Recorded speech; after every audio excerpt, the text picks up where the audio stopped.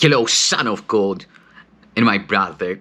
This is your awakening, and today's teaching is the purpose of psychotherapy. Save my mind, and you don't die. Give as you receive, and your release is certain. Psychotherapy is the only form of therapy there is, since only the mind can be sick, only the mind can be healed. Only the mind is in need of healing. This does not appear to be the case, for the manifestations of this world seem real indeed. Psychotherapy is necessary so that an individual can begin to question their reality. Sometimes he is able to start to open his mind without formal help, but even then, it is always some change in the perception of interpersonal relationships that enables him to do so. Sometimes he needs a more structured, extended relationship with an official therapist. Either way, the task is the same. The patient must be helped to change his mind about the reality of illusions. Very simply, the purpose of psychotherapy is to remove the blocks to truth. Its aim is to aid the patient in abandoning his fixed delusional system and to begin to reconsider the spurious cause and effect relationships on which it rests.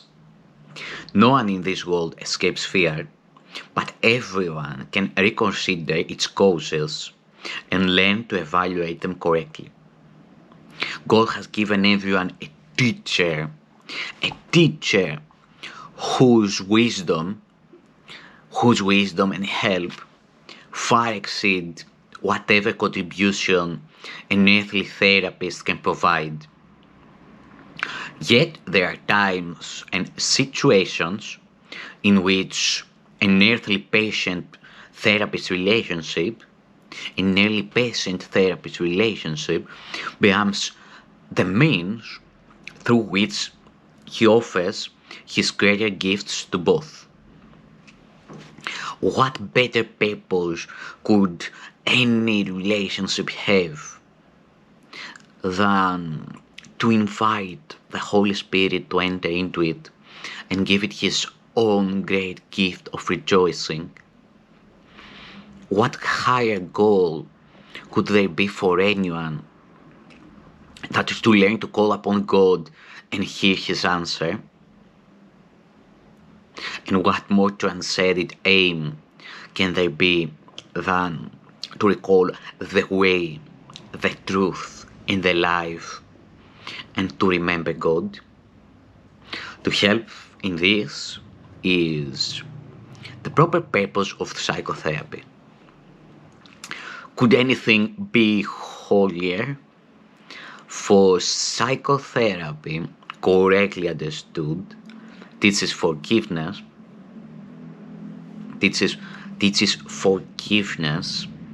and helps the patient to recognize and accept it. And in his healing is the therapist forgiven with him.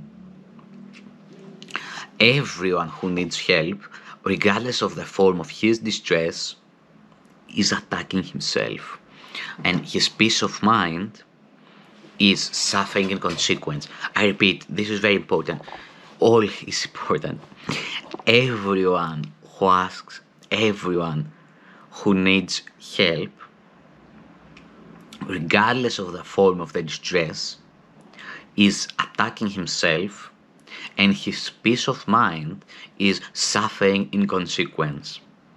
These tendencies are often described as self-destructive, and the patient often regards them in that way himself. What he does not realize and needs to learn is that this self, which can attack and be attacked as well, is a concept he made up.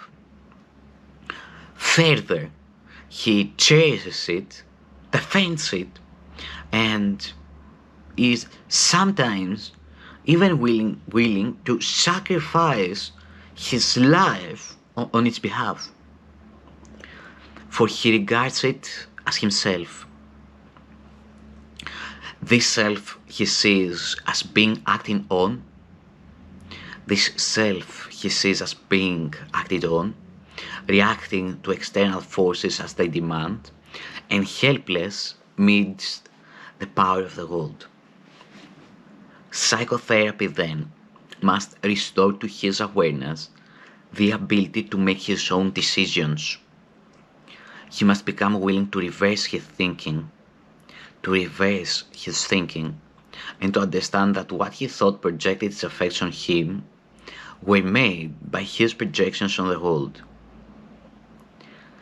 The world, he says, does therefore not exist. The world, he says, does therefore not exist.